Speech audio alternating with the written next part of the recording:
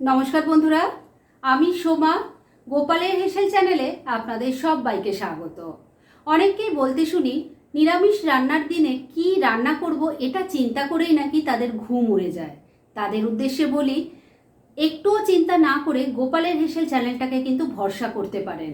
কেননা এই চ্যানেলে প্রত্যেক দিন আমি দুর্দান্ত স্বাদের সব নিরামিষ রেসিপি শেয়ার করি, যার আজকেও কিন্তু অন্যথা হয়নি। আজকেও নিয়ে এসেছি চটজলদি দারুণ টেস্টি একটি রেসিপি, যা ভাত রুটি দুটোর সাথে খেতে খুব ভালো লাগবে। তাই চলুন সময় নষ্ট না করে রান্নাটা করে ফেলি। আজকে দারুণ টেস্টি একটা পাঁচমিশালি তরকারির রেসিপি আপনাদের সাথে শেয়ার করব।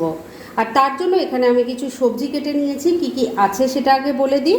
এখানে নিয়েছি কুমড়ো, আছে গাজর, পটল আছে, নিয়েছি ঝিঙে, বরবটি আছে, আলু নিয়েছি, সবই টুকরো করে কাটা আছে। আর এর সাথে যাবে বেগুন। তবে বেগুনটা আমি এখনই কাটিনি, কেননা ওটা কেটে রেখে দিলে কালো হয়ে যাবে, সেজন্য রান্নার একটু আগে আমি কেটে নেব। আর এই সমস্ত সবজি দেখতেই পাচ্ছেন টুকরো করে ছোট করে কেটে রেখেছি। এখানে কিন্তু সবজির পরিমাণ আমি বলছি না, আপনারা নিজেদের প্রয়োজন মতো সবজির পরিমাণটা নিয়ে নেবেন। যাই হোক, এবার চলুন মূল রান্না শুরু করি। এবার মূল রান্না শুরু করছি। আর তার জন্য কড়াই সর্ষের তেল দিয়ে গরম করে নিয়েছি। এই পাঁচমিশালি রান্না কিন্তু সর্ষের তেলেই ভালো হবে।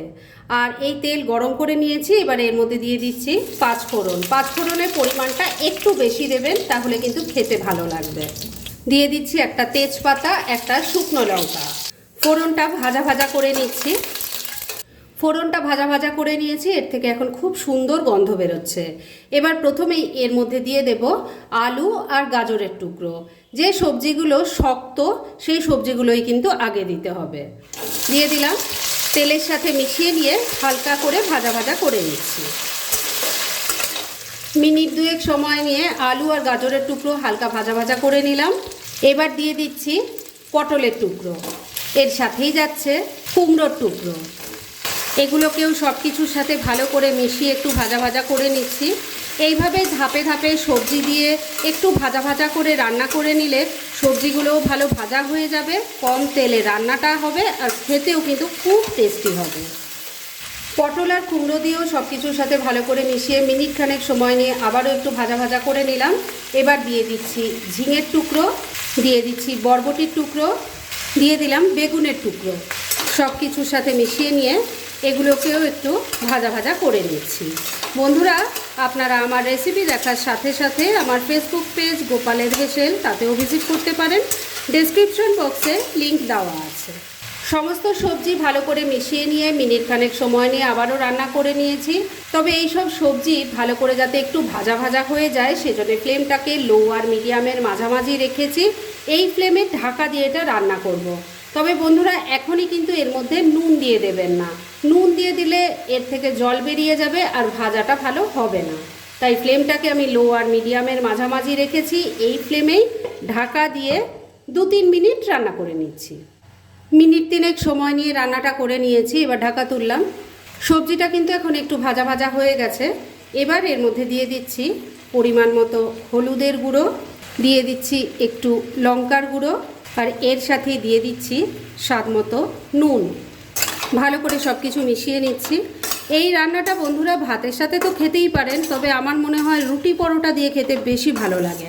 আপনারা একবার ট্রাই করে জানাবেন তো আপনাদের কি দিয়ে খেতে বেশি ভালো লাগলো। নুন মশলাটা ভালো করে সবজির সাথে মিশিয়ে নিলাম। এবার ফ্লেমটাকে ওই একই রেখে আবারও ঢাকা দিয়ে 3-4 মিনিট রান্না করে নেব। এটা একটু ঢাকা দিয়ে দিয়েই রান্না করতে হবে, কেননা এই রান্নায় কিন্তু জল খুব কম পড়বে। মিনিট 3 আবারও রান্নাটা করে নিয়েছি। এবার ঢাকা তুললাম, একটু নাড়াচাড়া করে নিচ্ছি। সবজি থেকে এখন বেশ কিছুটা জল বেরিয়েছে, আর সবজিটাও কিন্তু অনেকটাই সফট হয়ে গেছে। এবার এর মধ্যে সামান্য কিছু মশলা দেব। প্রথমেই দিয়ে দিচ্ছি 1 চামচ আদা কাঁচা লঙ্কা বাটা, দিয়ে দিচ্ছি 1 টিস্পুন ধনের গুঁড়ো, 1 টিস্পুন জিরের গুঁড়োও দিয়ে দিলাম, দিয়ে দিচ্ছি 1 মুঠো ভেজানো ছোলা। নুন আগেই দিয়েছি, এখন কিন্তু আমি আর কোনো রকম নুনের ব্যবহার করব না। পরে আমি একবার টেস্ট করে দেখব, যদি নুন লাগে তখন দেব। এখন শুধু দিয়ে দিচ্ছি অল্প একটু চিনি। এবার সব কিছু খুব ভালো করে মিশিয়ে কষিয়ে নেব। যত কষিয়ে কষিয়ে জল কম দিয়ে এই রান্নাটা করবেন, তত কিন্তু এর টেস্ট অসাধারণ হবে। আর শেষ পর্যায়ে এর মধ্যে আমি একটা স্পেশাল মশলা দেব, যার ফলে এই সাধারণ রান্নার স্বাদ আরও চমৎকার হয়ে যাবে। সেটা একবার ট্রাই করলেই বুঝতে পারবেন। সব কিছু খুব ভালো করে মিশিয়ে নিয়েছি, তবে মশলার সাথে সবজি যাতে ভালো করে কষানো হয় সেজন্য ফ্লেমটাকে লো আর মিডিয়ামের মাঝামাঝি রেখে ঢাকা দিয়ে আবারও 3-4 মিনিট রান্না করে নিচ্ছি। মিনিট 3 আবারও রান্নাটা করে নিলাম। এবার ঢাকা তুলছি। সবজি কিন্তু দেখতেই পাচ্ছেন বেশিরভাগটাই সেদ্ধ হয়ে গেছে। আর এই পর্যায়ে আমি এর মধ্যে দিয়ে দিচ্ছি একটা মিডিয়াম সাইজের টমেটোকে 4 টুকরো করে কেটে নিয়েছি, সেই টমেটোটা মিশিয়ে নিচ্ছি। এবার এর মধ্যে সামান্য একটু জল দিয়ে দিচ্ছি, কেননা সবজি কিন্তু ম্যাক্সিমামটাই সেদ্ধ হয়ে গেছে, তাই মিক্সির জারের মধ্যে অল্প একটু জল নিয়ে দিয়ে দিলাম। মিশিয়ে নিচ্ছি। সব কিছু খুব ভালো করে মেশানো হয়ে গেছে। এবার ফ্লেমটাকে ওই একই রেখে আবারও ঢাকা দিয়ে 4-5 মিনিট রান্না করে নিচ্ছি। আর এই সময়ের মধ্যে চলুন এই রান্নার যে স্পেশাল একটা মশলা বানাবো সেটা তৈরি করে ফেলি। একদিকের ওভেনে তরকারিটা তৈরি হচ্ছে, আর আরেক দিকের ওভেনে আমি এই রান্নার স্পেশাল মশলাটা বানাবো বলে একটা তরকা প্যান গরম করে নিয়েছি। এর মধ্যে প্রথমে দিয়ে দিলাম একটা তেজপাতা, একটা শুকনো লঙ্কা। ফ্লেমটাকে একদম কমে করে দিয়ে এই তেজপাতা শুকনো লঙ্কাটাকে আগে হালকা রোস্ট করে নিচ্ছি। তেজপাতা শুকনো লঙ্কাটা হালকা ড্রাই রোস্ট হয়ে যাওয়ার পর এর মধ্যে দিয়ে দিচ্ছি 1/2 টিস্পুন গোটা জিরে, দিয়ে দিচ্ছি 1/2 টিস্পুন গোটা ধনে, এর সাথে দিয়ে দিলাম গোটা গরম মশলা, যার মধ্যে আছে 2-3টে এলাচ, 2-3টে লবঙ্গ আর একটা দারচিনি। এবার সব কিছু মিশিয়ে লো ফ্লেমে মশলাটাকে ড্রাই রোস্ট করে নিচ্ছি। মিনিট 2 সময় নিয়ে মশলাটাকে ড্রাই রোস্ট করে নিয়েছি। এবার গ্যাসটা বন্ধ করে দিয়ে এটাকে নামিয়ে নিচ্ছি, ঠান্ডা হলে গুঁড়ো করে নেব।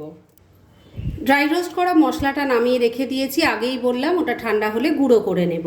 এবার ওই তরকা প্যানের মধ্যে আবারও একটু সর্ষের তেল দিয়ে গরম করে নিয়েছি, এর মধ্যে একটু দিয়ে দিলাম চিনেবাদাম। এটাকে ভাজা ভাজা করে নিচ্ছি। রান্নার জন্য ড্রাই রোস্ট করা মশলাটা গুঁড়ো করে নিয়েছি, ওদিকে চিনেবাদামও ভাজা হয়ে গেছে, আর এদিকে যে রান্নাটা হচ্ছিল সেটাও কিন্তু অনেকটাই রেডি হয়ে এসছে। ঢাকা তুললাম। দেখে নিশ্চয়ই আপনারা বুঝতেই পাচ্ছেন রান্নাটা সুন্দরভাবে তৈরি হয়ে গেছে, মানে সবজিগুলো সুন্দরভাবে সমস্ত সুসেদ্ধ হয়ে গেছে, আর জলটাও কিন্তু যেটা দিয়েছিলাম যে যতটুকু সেটাও কিন্তু বেশিরভাগটাই শুকনো হয়ে গেছে। এবার এর মধ্যে ভেজে রাখা চিনেবাদামটা দিয়ে দিলাম ড্রাই রোস্ট করা মশলাটা যেটা গুঁড়ো করে নিয়েছি। সব কিছু খুব ভালো করে মিশিয়ে নিচ্ছি। আর বন্ধুরা, মাঝে কিন্তু আমি একবার ঢাকা তুলে একটু নাড়াচাড়া করে দিয়ে নুনটা চেক করে নিয়েছিলাম। আমার কিন্তু আর নুন দেওয়ার দরকার পড়েনি। সব কিছু খুব ভালো করে মেশানো হয়ে গেছে। এবার ড্রাই রোস্ট করা মশলার ফ্লেভারটা যাতে রান্নার মধ্যে খুব ভালো মতো মিলেমিশে যায় আর বাদামটাও একটু নরম হয়ে যায়, সেজন্য আবারও ঢাকা দিয়ে দিলাম। মিনিট 2 আবারও রান্না করে নিচ্ছি। মিনিট 2 আবারও রান্নাটা করে নিলাম। এবার ঢাকা তুলছি। ঢাকা তোলার সাথে সাথেই এত সুন্দর একটা গন্ধ বেরোচ্ছে রান্নার, সেটা আপনারা যতক্ষণ না ট্রাই করবেন এটা ফিল করতেই পারবেন না। তাই সবার কাছে রিকোয়েস্ট, এইভাবে একদিন হলেও পাঁচমিশালি তরকারি তৈরি করুন, আর তারপর প্লিজ আমাকে কমেন্ট করে জানাবেন কেমন লাগলো। সমস্ত কিছু খুব ভালো করে সুসেদ্ধ হয়ে গেছে। এবার সব শেষে এর মধ্যে আমি একটুখানি ঘি অ্যাড করছি, মিশিয়ে নিচ্ছি। ঘিটা ভালো করে মেশানো হয়ে গেছে। দুর্দান্ত স্বাদের নিরামিষ পাঁচমিশালি তরকারির রেসিপি একদম রেডি। গ্যাসটা বন্ধ করে দিলাম। এবার মিনিট 2 জন্য এটাকে স্ট্যান্ডিং টাইমে ঢাকা রাখছি, আর তারপর সার্ভ করে আপনাদের দেখাচ্ছি। ফ্রেন্ডস, আমার আজকের রেসিপি একদম রেডি হয়ে গেছে এবং আমি সার্ভ করে দিয়েছি।